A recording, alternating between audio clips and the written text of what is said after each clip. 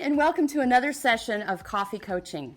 I'm Andrea Sittig-Rolf, Chief Blitz Master and CEO of Sittig Incorporated.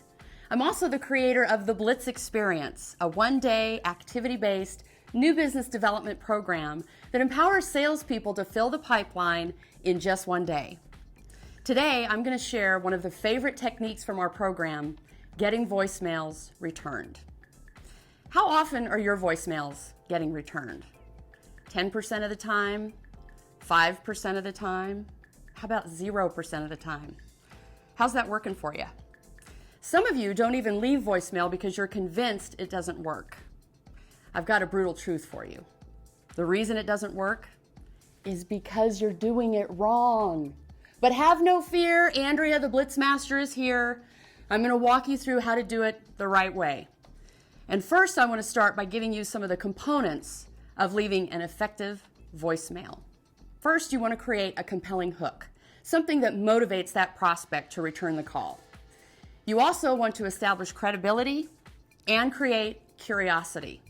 All of these things done together will motivate that prospect to return your call.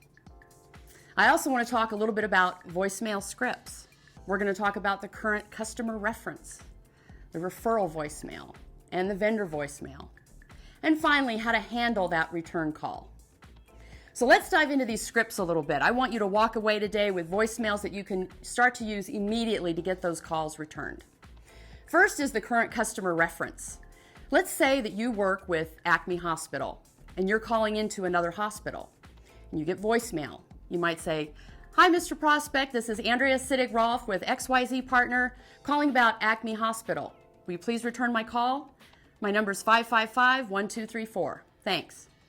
It's as simple as that. You don't elaborate, you don't go beyond that, you don't start selling, you simply leave that voicemail to get it returned. Second is the referral voicemail. This might go something like this.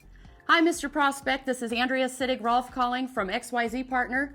Bob Smith asked me to give you a call. Will you please return my call? My number is 555-1234. Thanks." Again, simple. You just drop the name of Bob Smith.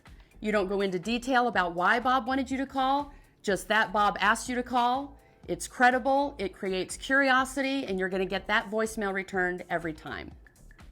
Finally, we have the vendor voicemail. Let's say you represent Microsoft or HP.